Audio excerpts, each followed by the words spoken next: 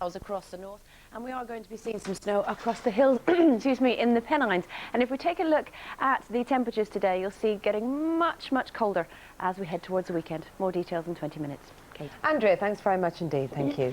Now the top story this morning, and detectives investigating the gruesome double murder of 2 women in North London. Team of specialist police officers. He'd come here to the world famous Great Ormond Street Children's Hospital looking for medication. Interestingly enough, 2 days ago on New Year's Day, he spent 4 hours at another hospital in central London, again looking for medication for his condition diabetes. He was actually an outpatient at that hospital, and he gave his correct name, and this all happened just hours after police had named him and had issued his photograph, but somehow staff there just didn't make the connection. Now that might be because Anthony John Hardy looked a bit different from the picture that had been issued by police. If we see the pictures from the CCTV footage, it shows that his distinctive beard and his long hair had gone. Perhaps it was in a baseball cap. Police thought they'd arrested Hardy earlier yesterday when an off-duty police officer in Greenwich spotted a man who he thought looked like him, but as we know, that turned out to be a case of mistaken identity.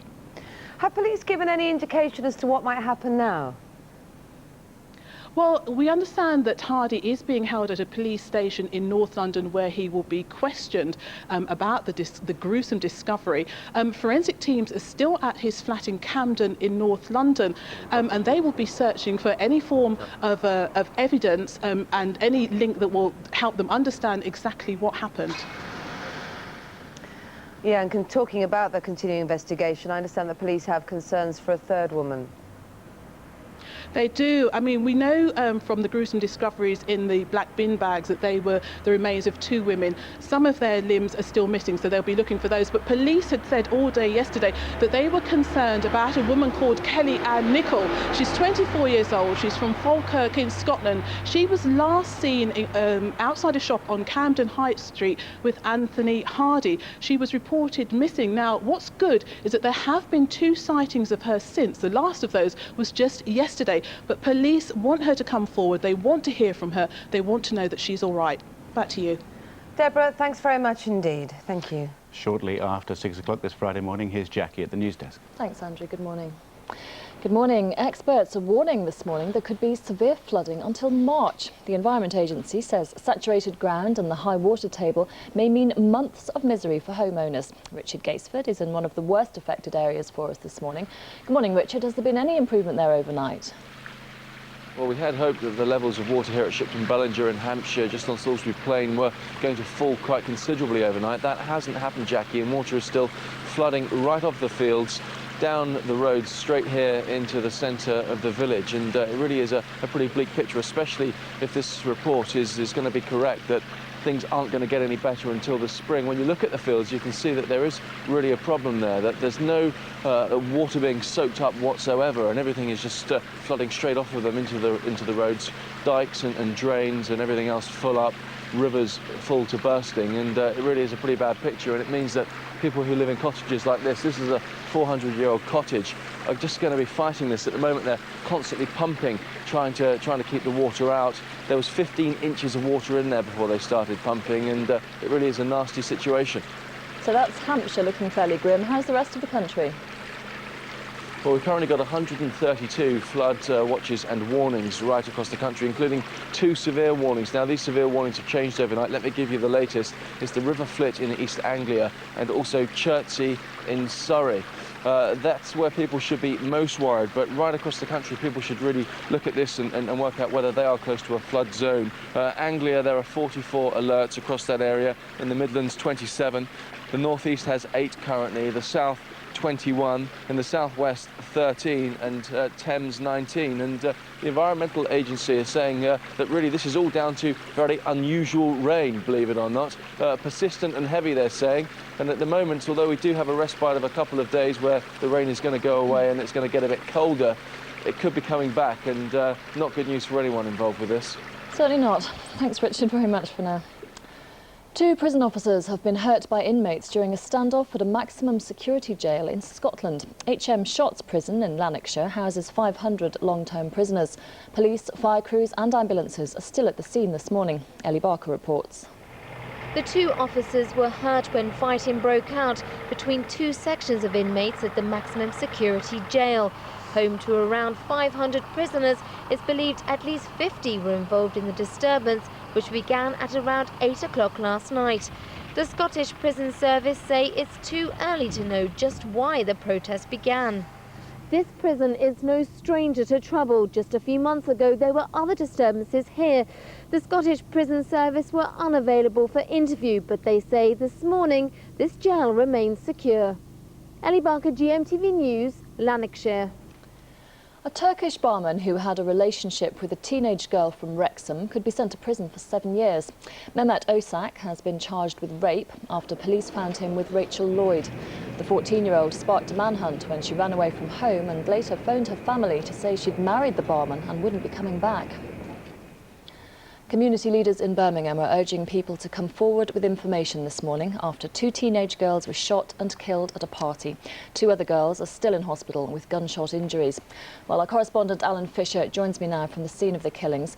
Good morning, Alan. Any developments in the murder hunt overnight?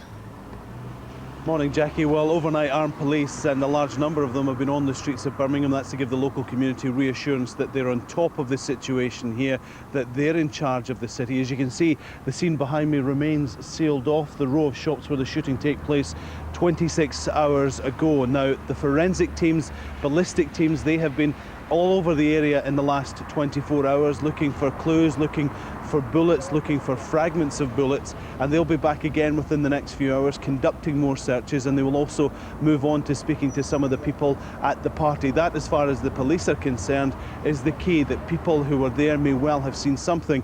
They accept that because of exactly what happened, many people are still in trauma, still in shock, but they believe that they hold the vital evidence that the police need. They also understand too that because it's gun crime, because it was so brutal, that they might be scared to come forward, but they make the point that two families are grieving this morning because their daughters are dead. Two other girls are in hospital, seriously injured. People have to come forward and have to speak. Meanwhile, the local community leaders are also saying too that this situation has got to stop. There has been an increase in gun crime in Birmingham, as there has been in many places across the country over the last few years, and the community leaders are saying that people must come forward, give the police the information they need to try and catch the people who killed these two girls. Alan Fisher, thank you very much. New doctors and nurses joining the NHS will have to take an HIV test, the government has announced. It comes on top of the current tests for hepatitis B and C for workers exposed to a high risk of injury, such as surgeons. The HIV virus, which can lead to full-blown AIDS, is transmitted through blood. The pop group Liberty X have played a special concert for British Armed Forces serving in Bosnia over the new year. The 5 band members got the chance to examine machine guns, tanks and helicopters before performing. The group went down a storm with servicemen, many of whom took the chance to dance on stage. Finally, it can be pretty frustrating missing out on last orders at your local pub, can't it? So one man from Oxfordshire managed to express his annoyance rather effectively. Furious Robert Tyrrell demolished his own pub with a 10-ton digger after staff refused to serve him a drink because they wanted to close up. It'll cost £50,000 to rebuild the historic North Star, a Grade 2 listed building. One hangover that won't be solved with an aspirin.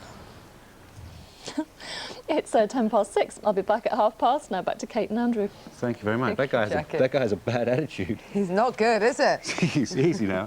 OK, let's have a look at the papers this morning. The Independent this morning. Insurer refuses to cover Al-Qaeda attacks, it says, and this is the Norwich Union.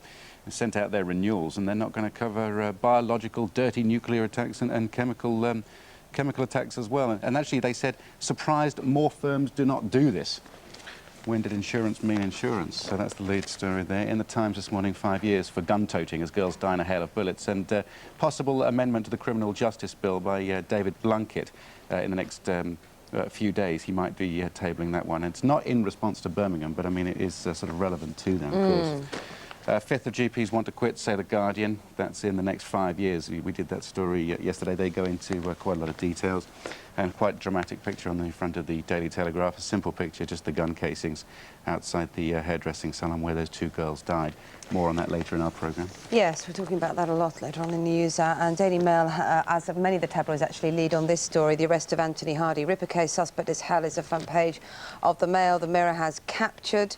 The Sun has Ripper arrest, so looking at that on all the front page. Daily Express is a different story, though. This is a possible disappearance of your red post box. Royal Mail, of course, suffering problems. £1.5 million a day is what they're losing.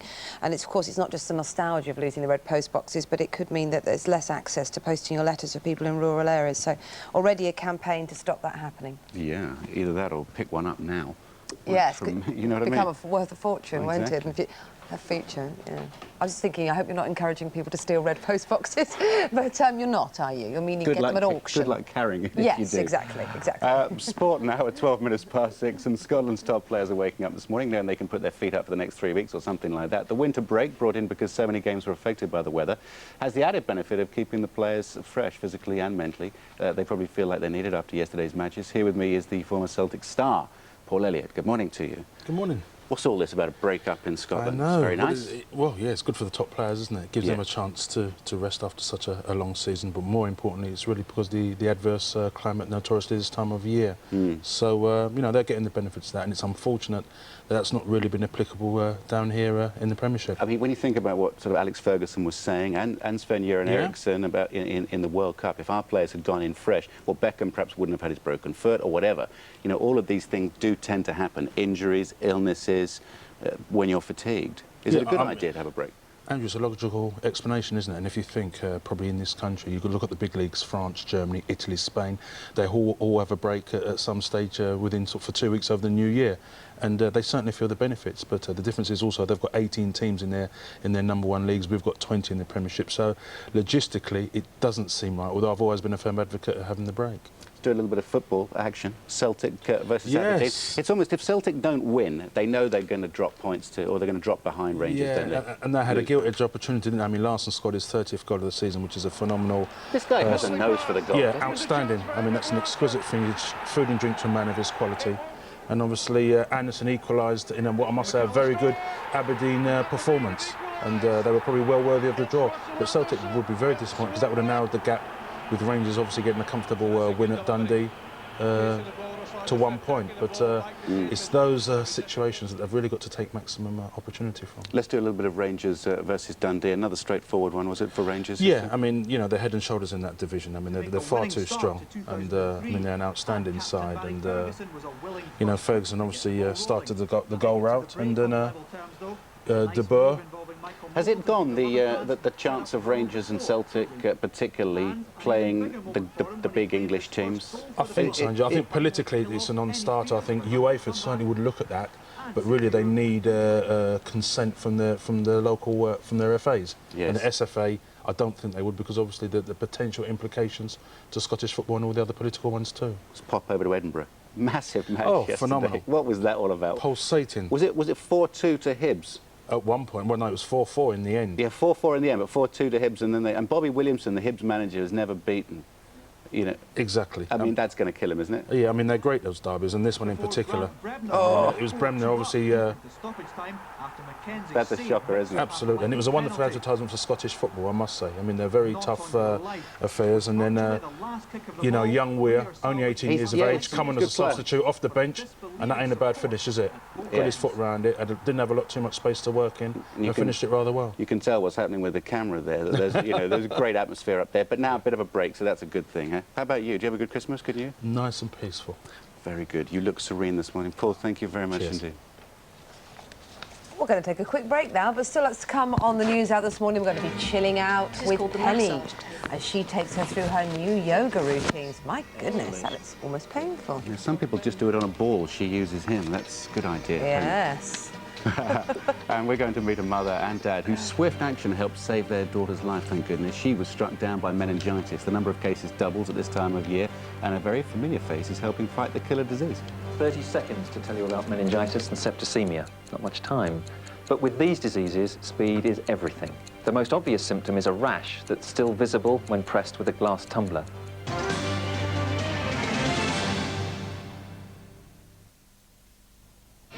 GMTV, 10 years of being the first for news in the morning. The main Interstate 5 freeway, which completely collapsed and buckled as the earthquake thrust up under it. Dunblane is the scene of this century's worst massacre. From the market town of Omagh. Hundreds of thousands of pounds. They put a gun in your mouth and made you leave your wife.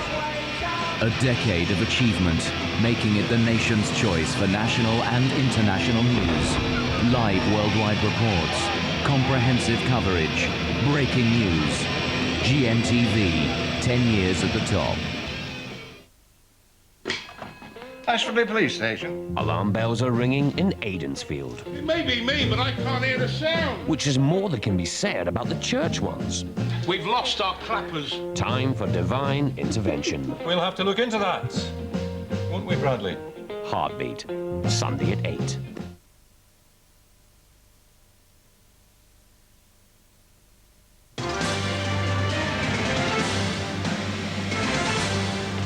Hello again, welcome back. Now you're watching the News Hour on GMTV. In the morning headlines you're waking up to are that police are questioning a man in connection with the gruesome murders of 2 women in North London. There are growing concerns this morning for the safety of a third missing woman. 132 flood warnings remain around the country this morning. Homes in the Midlands and the South East have suffered the worst of the flooding. And 2 prison officers have been hurt by inmates during a standoff at a maximum security jail in Scotland. The Shotts prison in Lanarkshire houses 500 long-term prisoners. 18 minutes past 6 now. It's the time of year that the number of cases of meningitis doubles. Today, a major awareness campaign is being launched by the Meningitis Research Foundation. In a moment, we're going to be talking to the mum and dad of one little girl, Lucy, who's with us as well, whose life was saved by her parents' quick thinking when she was struck down by the terrible disease. But first, here's our very own Dr. Hillary, who's supporting the campaign. 30 seconds to tell you about meningitis and septicemia. Not much time. But with these diseases, speed is everything. The most obvious symptom is a rash that's still visible when pressed with a glass tumbler. But there's not always a rash, so look out for these other symptoms. For more information and a leaflet about the symptoms, call Meningitis Research Foundation's free phone 24-hour helpline 080 88 00 3344. I'm about to run out of time. Make sure you don't. Well, watching that with me is one family know only too well the importance of recognising the symptoms of meningitis as soon as possible. The Jurors family, Lucy here, there she is, looking at herself on TV. Yeah, you look lovely. You look absolutely lovely. Now, she developed gosh, I can never say this word, meningococcal septicemia in April last year. But thanks to her mum and dad's quick thinking, she survived. Thank goodness. Good that we've got Lucy with us, isn't it? And she looks fine this morning. But it was you, Andrew, wasn't it, that first noticed? Yeah, I first noticed it. It was early in the morning. She asked for a drink of milk, and I went into the bedroom, and we noticed just a little mark on her leg. That's all it was. I mean... Could have been anything, I guess. Could have been anything. She didn't look well, not particularly well. Little mark. Then we started to realise it could be that. Because people say it's a rash, but it looked more like a small bruise. Right. But very deep purple bruise. Now, were you aware of the problems of meningococcal septicemia? I mean, is it something that you were aware of anyway? I thought... You hear little bits, what you do see, you know, on the TV or things like that, but we wasn't really aware on how quick that it really does happen. I mean, that was the frightening thing. At what point did you think, my goodness, we need to get an ambulance in here, we need to get some help? I think straight away. I mean, as soon as Emma brought her downstairs, I thought, right, we're going to have to, as soon as she brought her downstairs, 999, straight away. The ambulance came within 5 minutes. She was in hospital within 20 minutes. Within 20 minutes... she was covered, head to toe. Frightening, isn't it? With the rash. Yeah. So fast, yeah. It was amazing. Yeah. It were amazing how something can take over so quickly of a little body. The body was shutting down, basically.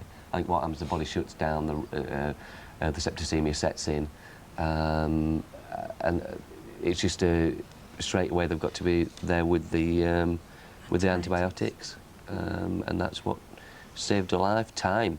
Yeah, It's all about time. What did the staff say to the hospital? I imagine they were pleased that you took the action that you did so quickly. They were, but strangely enough, after 48 hours, she was actually still coming out in the rash. So she had a secondary antibiotic backing her up. Right. And it was at that point that they told us that if it had been another half an hour, then she wouldn't be here today. My goodness, it's that tight. Well, yeah. she is. And there she is. And here she is, and she's looking very well. Are you feeling well now, Lucy? You're not feeling well? No. Is that because we've got you up quite early? No, because I got tired. You're tired. Oh, I know how you feel, Lucy. Very tired. Oh, I know. We get you up very late, but you look much brighter and fresher than I do, so you're doing better than I am. I mean, she's obviously feeling well and fortunately doesn't remember too much about the whole experience, which is good, I hope. Yeah, she still remembers bits. I mean, because obviously, like another thing with the disease, it eats away. It can eat away at the muscles, the tissue. A lot of people don't realise that. I mean, she's still got a mark on the leg, scars on the legs. Right. And it can be a very progressive disease. Got to be, it's time, as Dr. Hillary says, it's time. As soon as you know something, as well, maybe not straight to the doctor, because even doctors can't diagnose it. Parental instinct plays a small part as well, doesn't it? Yeah. Definitely. You trusted yourself, didn't you? I found after speaking to my own GP when he came out to see her when we was released from hospital, I said I felt that everything that I'd learned as a mother, I felt as if it had all just gone out of the window. And he says, well, no, he says, because it's that saved her. It's that instinct. It's that instinct. And it's knowing your own child, I guess. That's right. Just knowing that something seriously is wrong with Yeah. them. I mean, we do have this new awareness campaign coming out. I mean, what would your message be to parents, do you think? What should they take away? I think message to parents is really... the first thing to, if you notice any signs, because obviously the stiff neck, the frightened of bright lights, the rash, cold symptoms, because they all come in different, they don't all come in the same order. No. It can happen at different times. If you think it's that, with your instinct, 999, get the ambulance Don't be straight afraid away. of being No. overreacting. No. Sometimes you're afraid as a parent, aren't you, to think, oh, I don't want to be seen to be the you can fussing mother or sometimes, yeah. father. But That's no, right. good. Yeah. Well, Andrew and Emma, congratulations. You did the right action, and Lucy's here because of that, and looking very well. So thanks very much for coming and telling us your story. Thank you. Yeah, you can find that free phone number, along with more ways to recognise the signs and symptoms of meningitis. There it is, the Meningitis Research Foundation, on the GMTV website. It's gm.tv, so we've got all the information there. 24 minutes past 6 is the time. You're watching the news out here on GMTV. We're going to unwind for a moment, relax, chill out, with none other than our very own Penny Smith. She's been hard at work, if you can call it that, with Howard Napper on the island of Mallorca with more yoga in the sun. Yeah, next week you'll all have the chance to roll off those Christmas pounds by following Penny and Howard's latest yoga routines. It's not just losing weight, is it? It's a whole kind of posture and feeling good about yourself. Look what it really. does for Penny. Well, exactly. So serene. It's amazing. Is she? She's 92, you know. If you can't wait, here's a little taster. I'm obviously joking.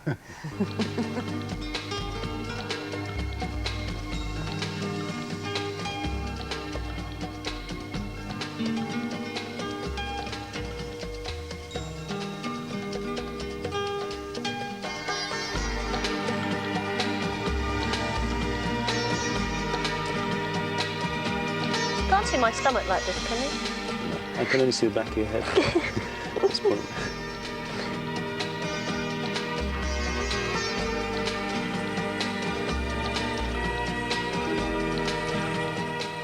I didn't realise you'd bend over backwards for me, Penny. I also think I look much better upside down. Good.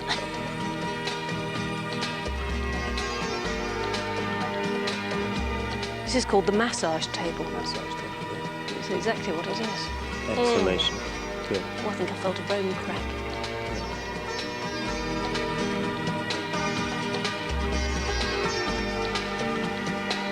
How about feel? Lovely, lovely. I wished I hadn't eaten that Yeah, piece big of fried bread.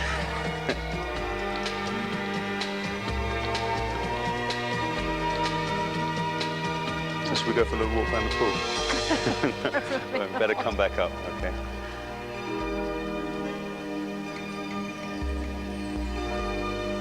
It was great, but that's one you can aspire to, you see, later on.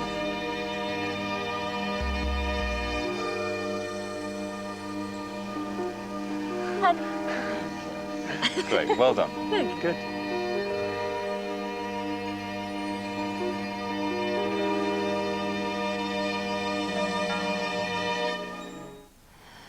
That looks fantastic. No, I'd like to be doing that now, as a yes, matter of fact. absolutely. Yeah. Brilliant. Still to come, we have details on the cult. Do you remember we talked about this earlier on, which claims to have cloned a human being? It says that a second clone baby will be born here in Europe within days, but they are still failing to provide any hard evidence about the first one. Yes. So we have the latest from New York at 10 to 7. Raelians won't go away, will they? 6:26 is the time. Here's Andrew with the weather outlook. Winter's here. Quaker Oats, the original winter warmer. Hello there, good morning. Still problems with wet weather, I'm afraid. There are 130 flood warnings around the country and 2 severe flood warnings. If you are concerned, that's the number that you need to call. But it's a different problem further north. If we take a look, this is what we've got in store. Very, very icy conditions across the northern half of England and into Scotland this morning. And if we take our fly through, there you can see bits and pieces of, well, breaks in the cloud. But as we zip underneath, you can see it's still this central swathe of the country that's in this grip of the rain that we've been seeing over the past 24 hours or so. Again, that's going to be landing on already saturated ground. It will be causing some problems, but what you can't see is just tucked in behind it, on its back edge of this rain, it's coming up against some cold air, so we are seeing some snow falling over the higher ground of Wales and across the Pennines. So clear skies for a time across the northwest of England, and then again we've also got snow flurries, not quite showing us snow just on the graphic just yet, but away from coastal areas further inland we are seeing snow across eastern Scotland. So bits and pieces of everything this morning. It's a wintry scene across northern and eastern areas of Scotland, brighter out to the southwest, brighter too across northwestern areas of England, and then there's that area of rain still causing problems across parts of Wales and central areas. We can see that in more detail now if we take our tour around the country. There's that snow just feeding in off bitterly cold winds off the North Sea. I think they will be pushing their way southwards as we move through today as well. So across East Anglia, very, very cold today. Only expecting to see highs of around 5 degrees in Norwich today. But I think anywhere from London across the M4 corridor, anywhere south of that, temperatures should be holding their own. We could even see them reaching double figures in Southampton today. But just above that again, that's where we see that wet weather. But again, it could well be falling as sleet and snow over the higher ground of Wales and across the Pennines. So then you'll see a big change in the temperatures today. They are falling only at around 2 to 4 degrees across Scotland, and where we see that snow across eastern Scotland, it is going to feel very raw. But across the south, as I said, temperatures could well be getting into double figures. Make the most of it. It'll get cold later on. Here's your summary. For constantly updated weather information 24 hours a day, visit gm.tv/weather. Good morning to you. It's 6:29. It's Friday the 3rd of January. This is the news hour here on GMTV. This is what we've got coming up. Well, we're going to hear from the community in Birmingham, still stunned, of course, by the shooting dead of 2 of their teenagers. And we're going to have to get used to those floods, I think. Experts warn they could last until March. Top story this morning. Detectives investigating the gruesome double murder of 2 women in North London have arrested their chief suspect. Following a public appeal for help, 51-year-old Anthony John Hardy was detained near London's Great Ormond Street Children's Hospital last night. Well, Deborah Bain is outside the hospital this morning for us. Deborah, good morning. Can you tell us what happened? How was he arrested in the end? Good morning, Andrew. Well, it was Anthony Hardy's suffering from diabetes that brought him to Great Ormond Street Hospital. He was searching for medication. A team of specialist officers arrested him after a tip-off from staff here or a member of the public. I wonder what the police will do with him now. What are they going to? How are they going to treat him? Well, we understand that he's being held at a police station in North London. Forensic teams are still searching his flat in Camden, which is in North London. It's where the torso, where one of the women was found. Other body parts wrapped in black bin liners were found in the street nearby.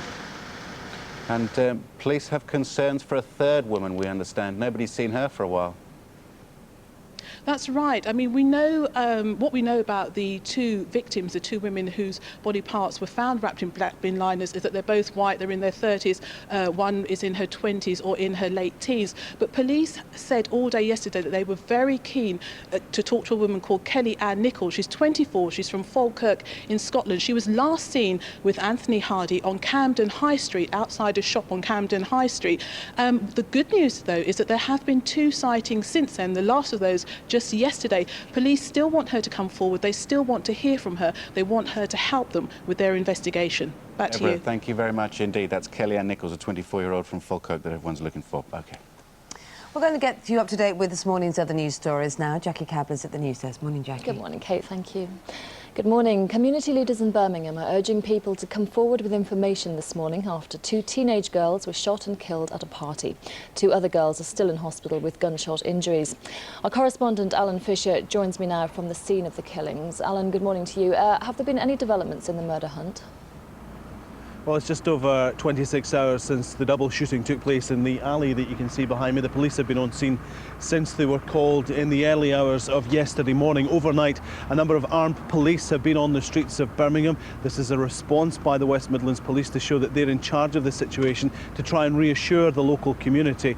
Obviously, people are deeply concerned about what happened here. Police have been on the scene with ballistics and forensic experts throughout the day yesterday, carrying out fingertip searches, not just of the area but also of a car that was found abandoned nearby with a number of bullet holes in it, and those teams will be back here later today. The row of shops, there's about 20 of them here, they've all been closed yesterday and it's unlikely that they'll be allowed to reopen today. We're expecting the police to give us some sort of idea of what they're likely to do within the next hour or so, but they say that the answer to this crime lies in the local community, that the people who were at the party and the people who live nearby may well know who was responsible. They understand that because it's gun crime that's involved, many people may be frightened about coming forward, but they say this was such a horrendous crime, such an appalling attack on 2 young innocent women who died and 2 women who are now in hospital, that the local community must come forward and help them catch the killers. Alan Fisher, thank you very much. Experts are warning there could be severe flooding until March. The Environment Agency says saturated ground and the high water table may mean months of misery for homeowners. 132 flood warnings are still in place around the country this morning. 2 prison officers have been hurt by inmates during a standoff at a maximum security jail in Scotland. HM Shotts Prison in Lanarkshire houses 500 long-term prisoners. Police, fire crews and ambulances are still at the scene this morning. Ellie Barker reports. The 2 officers were hurt when fighting broke out between 2 sections of inmates at the maximum security jail. Home to around 500 prisoners, it's believed at least 50 were involved in the disturbance, which began at around 8 o'clock last night. The Scottish Prison Service say it's too early to know just why the protest began. This prison is no stranger to trouble. Just a few months ago, there were other disturbances here. The Scottish Prison Service were unavailable for interview, but they say this morning this jail remains secure. Ellie Barker, GMTV News, Lanarkshire. A Turkish barman who had a relationship with a teenage girl from Wrexham could be sent to prison for 7 years. Mehmet Osak has been charged with rape after police found him with Rachel Lloyd. The 14-year-old sparked a manhunt when she ran away from home and later phoned her family to say she'd married the barman and wouldn't be coming back. New doctors and nurses who join the NHS will have to take an HIV test, the government has announced. It comes on top of the current tests for hepatitis B and C for workers exposed to a high risk of injury, such as surgeons. The HIV virus, which can lead to full-blown AIDS, is transmitted through blood. Finally, it can be pretty frustrating missing out on last orders at your local pub. Well, one man from Oxfordshire managed to express his annoyance rather effectively. Furious Robert Tyrrell demolished his own pub with a 10-ton digger after staff refused to serve him a drink because they wanted to close up. It'll cost £50,000 to rebuild the historic North Star, a Grade 2 listed building, one hangover that won't be solved with an aspirin. Incredible. It's 6:35. I'll be back in half an hour. Back now to Andrew and Kate. Thank you. Thanks very much indeed, Jackie. He only bought it last month. There's something a little confusing going on there, It's isn't just there? possible there might be more to that story than we know. Yeah, I think you might be right. Coming up on the news hour this morning, as the hunt goes on for the gunman who killed 2 teenage girls in Birmingham, we're going to be talking to the local MP and an anti-guns campaigner about just how to tackle the growing problem of guns on our streets. And we're live to Hampshire for the latest on the floods this morning. It's not good news, I'm afraid. As we were hearing in the news, environmental experts are warning the floods could last for another 3 months. All the latest in around 10 minutes. But now for the news, the travel and that all-important weather in your area.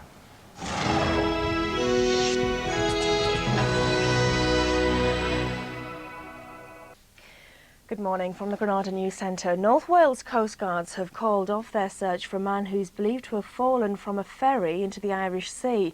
The man was reported missing from the Stena Explorer 22 miles before it reached Holyhead late last night.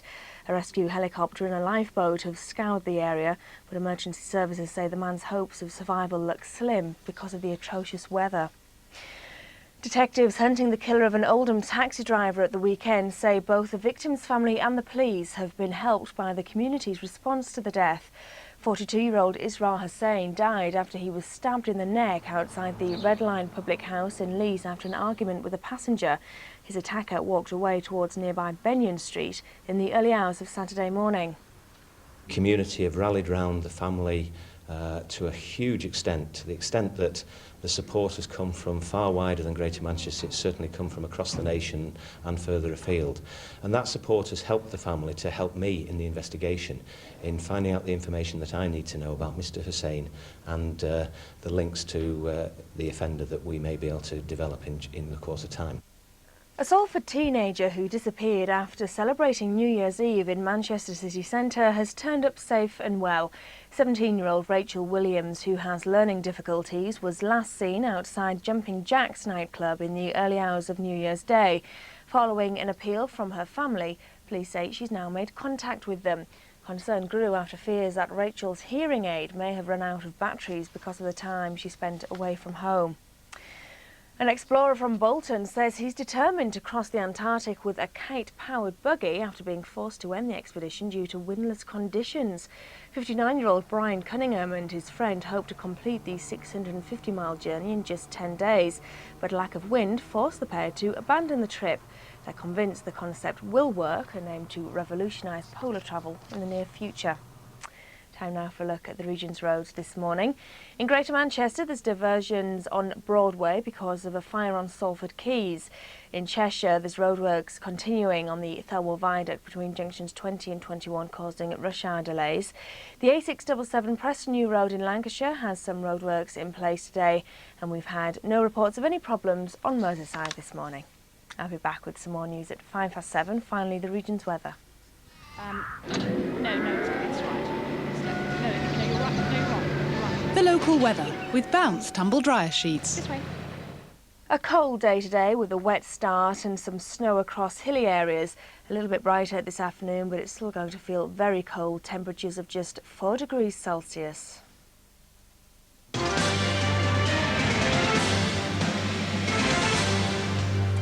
Good morning to you, watching the News Hour on GMTV. It's 6:39, it's Friday the 3rd of January. Coming up, we have all the latest on the floods across the country, and we're off to New York, where claims that a second clone baby is about to be born have been greeted with scepticism. The front pages this morning, I'm going to start with the pink one. Arab leaders may ask Saddam to step down. This is very interesting. It says that Saudi Arabia is pressing Washington to allow the Arabs a last opportunity for a diplomatic breakthrough after January the 27th. And, of course, the UN inspectors going back to the Security Council. It's a major story in the Financial Times this morning. Insurers refusing to cover al-Qaeda attacks, you know, the biological, dirty nuclear attacks, chemical attacks. They're just refusing to cover it on regular household renewal policies. That's the Norwich Union doing that, says The Independent. And the Times this morning, 5 years for gun toting as girls die in a hail of bullets. Possible amendment to the Criminal Justice Bill by David Blunkett. Not in a response to the shootings in Birmingham, but very pertinent this time. It's in response to what the police have been saying to do for the last few months. We're going to be talking a bit more about that story in just a moment. but just to give you a quick look at the front pages of the tabloids now. Most of them cover this case on the front, the arrest of Anthony Hardy. Ripper case, suspect is held, says the Daily Mail. Daily Mirror has captured on the front page The Sun, Ripper arrest, and on the Daily Express there's a slightly different story across there. It's a possible disappearance of the traditional red postbox. Royal Mail is losing £1.5 million a day, and they're also seeking to raise stamp prices as well in April by a penny. But of course there's immediately a campaign to try and hold on to these, not just because they're part of our countryside and the way our country looks, but also because of course they mean that people in rural areas get a proper postal service. So we'll see how that one develops. Now, let's return to that story about the death of 2 teenage girls in a hail of bullets at a New Year party in Birmingham. It's certainly highlighted what many fear is a growing culture of gun use. Now, gunmen are getting younger, as are their victims, it seems, with weapons available for less than the price of a pair of designer trainers. Unbelievable. Joining me now from Birmingham is local MP Khalid Mahmood. Good morning to you, Khalid. I mean, these are shocking events to me, to be honest with you, and as it was yesterday's and as were the figures. Do they shock you in your experience? I think immensely shocking, not just to me, but the whole of the community. At the start of the new year, you get this horrendous criminal activity that's been going on, and I think it's absolutely devastated the whole of the community. Yeah, very shocking, very surprising. I mean, looking at some of these latest figures, gun crime in the West Midlands rose by 49% over the last 2 years. Why do you think we're seeing such an increase in the problem? Well, largely because there has been a development of a gun culture, but it's also related to drugs as well, which is one of the biggest problems that we've been having around the area. We've been trying to deal with that, but I think there's also an import of guns which have been coming over from Northern Ireland, from both sides, where there's been exchange of weapons for drugs.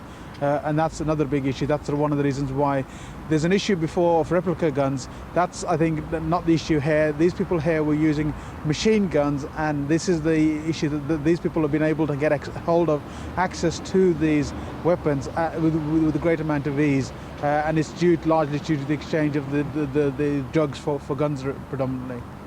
What needs to be done then?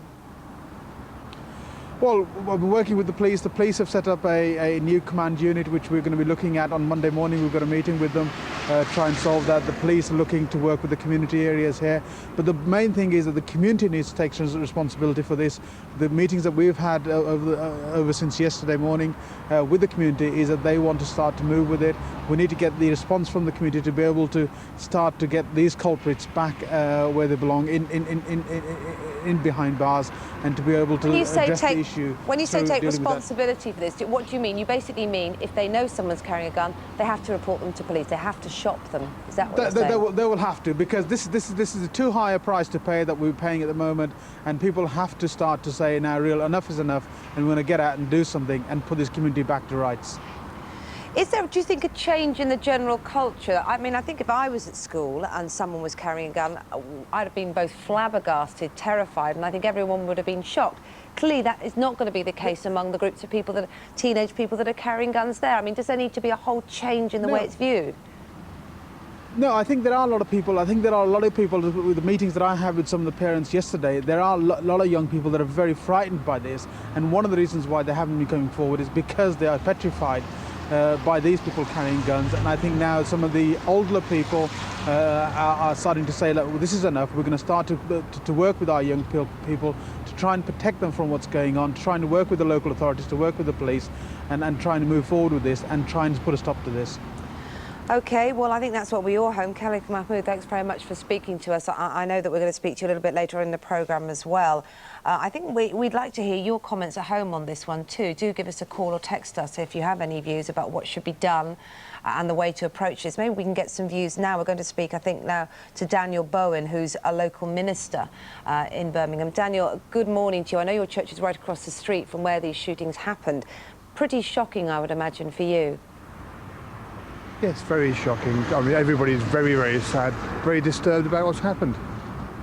What have people been saying to you? Well, they were very upset, very shocked. I wouldn't like people to think that we live in an area where people live in fear all the time, that this violence is a very, very small minority. There are a lot of good people in this community, a lot of people with big hearts that actually work together, live together. and for this tragic thing to happen has really shocked them. It is, and maybe that's, I don't know if that makes things seem more confusing or less confusing, the fact that you're saying this isn't a bad neighbourhood in the traditional sense of it. There are lots of good people who live there, and yet still 2 teenage girls are dead. It seems to make it even harder to unravel the problem, doesn't it? It does in a way. I mean, we know that there is this drug culture. We know that there are drugs about. We know that there is a violent minority, but it is a very small minority. And I would echo the sentiment said earlier. The community has now to get together, have to work together to sort this out. They have to help the police, and we have to get to the bottom of it. Do you think there need to be changes in the law? There are discussions going on anyway about a change in the criminal justice bill. I mean, does there need to be some kind of government approach to trying to tackle guns on the streets? I think there has to be something done, yes. What has to be done, I don't know. I certainly worry about the fear that some of the young people have who know what goes on, this fear of actually speaking out against it, yes. I mean, is that something that you feel that you could help with? Because I suppose, I know that you've been talking to lots of people in the community that are very upset, but you need to get to, I suppose, the people that know people who are carrying guns, who are going to be young people, who are going to be people who are scared of maybe people in authority. What can be done, do you think, to make them feel they can relate to those in authority and confide in them? We have to get out to the young people, we have to get out into the community. Those of us who are leaders of the community have to be out there and be with them. One of the I suppose, good things about my ministry here is that I actually live in the parish, I walk around the parish, I'm not frightened of guns, and I like to think that the people around me aren't either. But we've got to be there for people and give them the confidence to speak out. Well, Daniel Bowen, thanks for being with us this morning and for giving us your view on the situation. Hopefully something can happen soon to make the streets a lot safer place. Thanks very much for speaking to us this morning. Just gone 7:15 this Friday morning. You're watching the news out here on GMTV. These are the other headlines this morning. Police are questioning a man wanted in connection with the gruesome murders of 2 women in North London. There are growing concerns for the safety of a 3rd woman. 2 prison officers have been hurt by inmates during a standoff at a maximum security jail in Scotland. And new doctors and nurses who join the NHS will have to take an HIV test as well as tests for hepatitis B and C.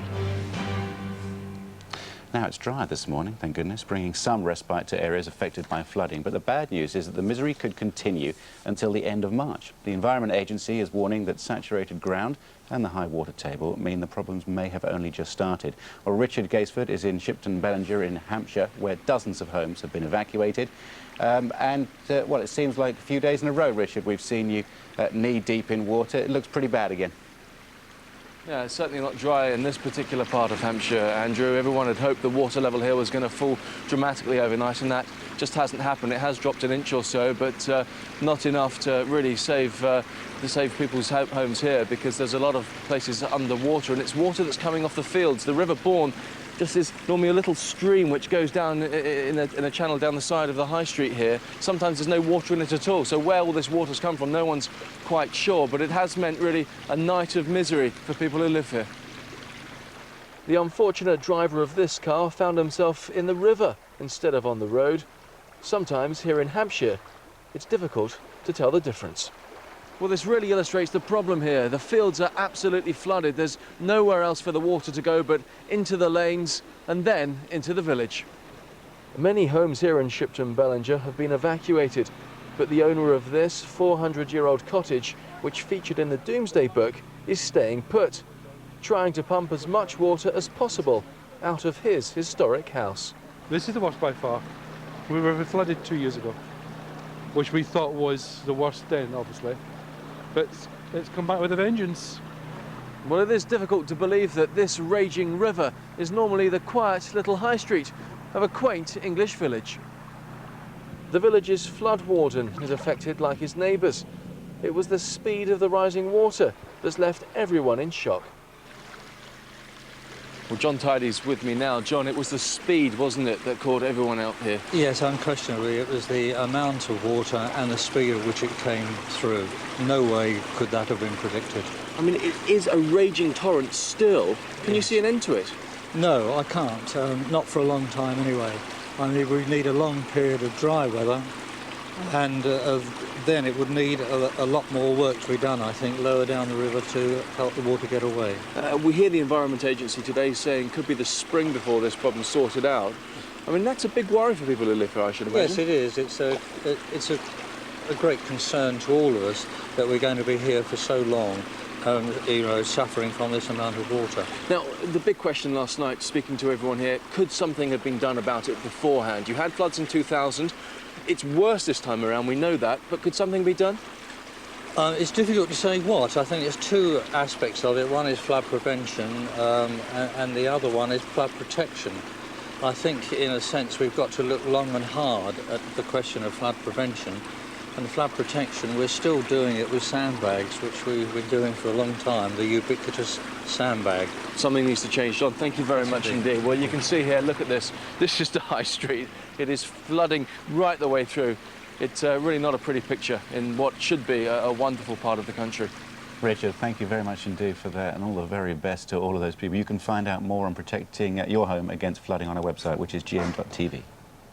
It's 6:51. Now, there's growing scepticism this morning over claims made by an American cult, the Raelian scientists, that they've made the world's first human clone. The sect promised to carry out DNA tests on baby Eve, as she's been called, born last week, to prove she's genuine. But now the president of CloneAid, Dr. Brigitte Boisselier, says they've still not been done. Well, Rachel Harrison has met Dr. Boisselier, and she's in New York for us this morning. Good morning, Rachel. So what's the controversies surrounding these DNA tests? Why have they not been done? Yes, good morning, Kate. Well, the simple answer is the family are very reluctant. Dr. Boisselier, as you said on Sunday when she spoke to me that she would prove to the world next Tuesday that this baby was the first human cloned baby. However, she said the tests still haven't taken place purely because the family are now concerned that their identity may be revealed. They say that they are worried that the independent expert who would visit them may release their name, certainly where they're living here in the US, and that's why they haven't done it. It's their reluctance that has stopped the test being taken place. Yeah, the problem is, though, is that how can we be sure the claims, or anyone be sure the claims are true without that kind of genetic proof? Well, you can't. And the sceptics have said all along that they don't think this lady is telling the truth. And you would have thought that the family would have been aware of the publicity and the controversy surrounding going through this sort of a process. So it doesn't all really ring true. The only thing that we have to remember is that she said this isn't the only baby. Eve isn't the only cloned baby to exist. There's a second baby that's due to be born any time now. And there are 3 others that are due to be born within the next 3 to 8 weeks. So it could be that one of those families would be willing to take part in the independent test. But it's looking incredibly unlikely now, I think. OK, Rachel, I think this one's going to run and run, so I'm sure we'll talk about this one again. Should we talk about some showbiz now, though, and award ceremonies? There always seems to be one going on somewhere or another, isn't there? What's this latest one about? Well, it's the American Music Awards, which are kind of the pop version of the Grammys here, and they take place a little bit later on January the 13th here. But instead of people talking about who's going to win the awards, and bear in mind people like Elton John, Justin Timberlake, the girl who won American Idol, Eminem, they're all going to be there. But people aren't talking about who's going to win. They're talking about the goodie bags. Now, I'm astounded by this. These goodie bags are like no other. They're better and bigger than the ones that you get at the Oscars. £30,000 worth of freebies will be contained in these goodie bags. And they've got things like a trip to Orlando, a whitewater rafting trip in Chile, and things like a retro popcorn maker and a retro hot dog maker, which, to be quite honest, 1, would Elton John want any of those things? And 2, if he did, wouldn't he go and buy them himself? So I'm quite concerned about this, really. Oh, I'd go and hang around outside, Rachel, and see if you can get one to see if I can get them. over to you, yeah. Now, listen, I've been looking through this list of New York's hottest bachelorettes and hot babes. I'm very shocked to see you're not down there. I know I've got such strong competition, though, but you're right. There's a well-known fact here, which I didn't know, and maybe I'd have thought twice about coming here when I found out, but there are more eligible women here than there are men, and there basically aren't enough eligible men to go around. And they've done a top list of the 3, well, most eligible bachelorettes. They've done a whole list, actually, but the ones that top them are Mariah Carey, because, of course, she's back on track now with not only her singing career, she's worth, I think she's got about $30 million in the bank, and she's also pretty stunning. She's looking pretty good at the moment. So Mariah Carey's there. there. Also is Gwyneth Paltrow. Of course, she was born in New York and has a flat here and is often staying in the city. She's one of Hollywood's toppest babes, absolutely stunning. But there's a name you haven't heard for a while, which is Monica Lewinsky. She's also there. She still hasn't found a man, but is still working here in the Big Apple. And then there's me. And I think I've got too much competition to beat with them, to be honest. You've got that killer English accent, though. When I was in New York, I discovered they quite like that. It's always a good one. I should hang on to that one, Rachel. You'll be there next year, I'm convinced of it. Good to speak to you. I hope so. And you, take care. You should try that accent in Wichita, Kansas. Oh, did it go down a storm? Yeah, fantastic. I found myself starting to talk like Mary Poppins, though, by the end of it. Right, Julie Garraway and I will be back in a few minutes. Mariah Carey, Monica Lewinsky. You'd be taking on a lot, wouldn't you? Let's face it, you'd be taking on a lot. There'd be some issues. Right, we've got to go, although we're not going. No, we're coming back. That's it for News Hour. We're back with GMTV Today.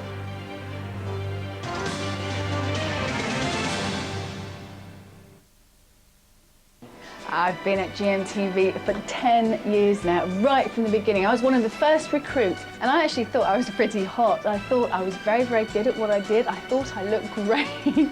And looking back now, I look absolutely awful. A fashion disaster, I think we could say.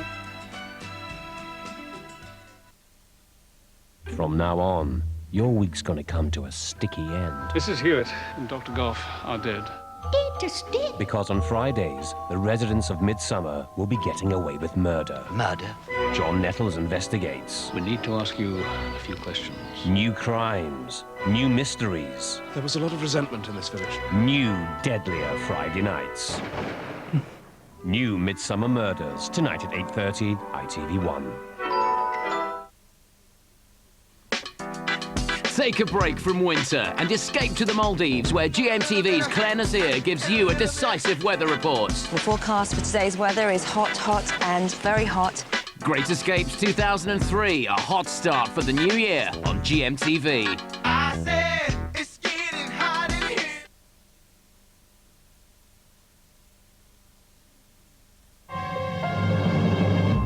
here. Winter's here. Quaker Oats, the original winter warmer. Hello there, good morning. Still one or two problems, I'm afraid, as far as the rain goes. There are still 130 flood warnings being issued by the Environment Agency and 2 severe flood warnings. If you are concerned, this is the number that you need to call. But there are different problems further north. We've seen cold air coming down from the north. It's already caused some snow over the higher ground of Scotland. Temperatures are dropping, so there's some icy conditions to be aware of this morning. So then, as we go through the cloud, you can see 1 or 2 breaks, but as we approach the Midlands, I'm afraid that's still the area that's seeing, well, the majority of the rain today. It's not going to be as heavy or persistent as the rain that we saw yesterday. And what you can't see on this is just tucked in behind it is because of the cold air it's coming up against in the north, we are seeing some snow as far south as mid-Wales, over the higher ground and across the Pennines as well. Also, this rain that you can see here, it's rain falling over the North Sea, but come inland a couple of miles, and it is falling as snow, as you can see on this graphic here. So a wintry start to the day across the north of Scotland, also across eastern parts of Scotland. Brighter elsewhere across southern areas of Scotland, northern areas of England. But we are still seeing 1 or 2 snow flurries across the hills in northern England today. Now, as we move into the afternoon, this is what we've got in store. As you can see, brighter spells across northern areas. Those snow flurries continuing to push their way southwards, more especially across the east as that icy wind blows in off the North Sea. And don't be surprised if you see some snow flurries across East Anglia, Norfolk, Suffolk. Perhaps not as far south as Kent. I think anywhere from London, drawing a line along the M4 corridor, anywhere south of that today, I think is going to hang on to the milder temperatures. To the north of it, we've still got problems with that rain falling on already saturated ground, but over the higher ground through areas of Wales, we will see more in the way of snow. Brighter spells expected for the West Country. Enjoy the mild temperatures as you've got them today, because temperatures are going to be dropping over the next 24 hours. You can see they're bitterly cold across Scotland, northern areas of England, faring better across southern counties. Here's your summary. For detailed local updates throughout the day, visit gm.tv/weather.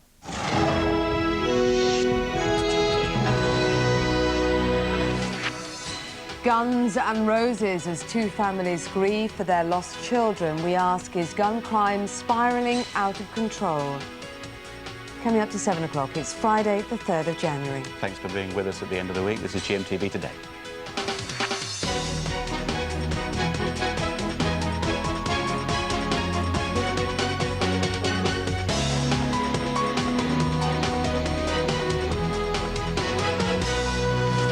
Now, here are some figures to frighten you this morning. Would you believe there are more than 17,500 incidents involving guns every year? The latest in Birmingham has left 2 teenagers dead, while a national firearms amnesty begins soon.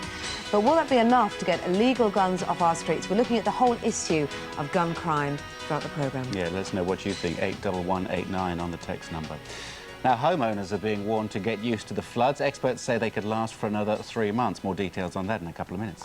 On the showbiz front, actress Michelle Collins is here to brighten our skies. 2,000 acres of them, to be precise. New series starts tonight. It is tonight, Tonight, yeah, and she'll be here to talk about it. And to celebrate our 10 years of helping you wake up every morning, we're giving away £10,000 today, actually twice in the next hour and a half. So we're giving 20 grand away in 90 minutes. Nice. Good. Right now, then, let's catch up with all the news. Jackie Cabbers at the news desk. Morning, Jackie. Thanks, Kate. Good morning. Good morning. The top story this morning, detectives investigating the gruesome double murder of 2 women in North London have arrested their chief suspect. Following a public appeal for help, 51-year-old Anthony John Hardy was detained near London's Great Ormond Street Children's Hospital last night. Deborah Bain is there for us this morning. Good morning, Deborah. What happened? How was he arrested? Good morning, Jackie. Well, Anthony Hardy suffers from diabetes, and it was his search for medication that eventually led to his arrest. 2 days ago, he tried to get medication at another hospital in central London without success. He came here to Great Ormond Street Children's Hospital last night. He was arrested at around 9 o'clock by a team of specialist officers acting on a tip-off. He's now being held at a police station in North London, where he will be questioned about the gruesome discoveries. And forensic scientists are still at his flat in North London. It's where the torso of one of the women was found. Body parts wrapped in black bin liners were found in the street nearby. And Deborah, police now also have concerns for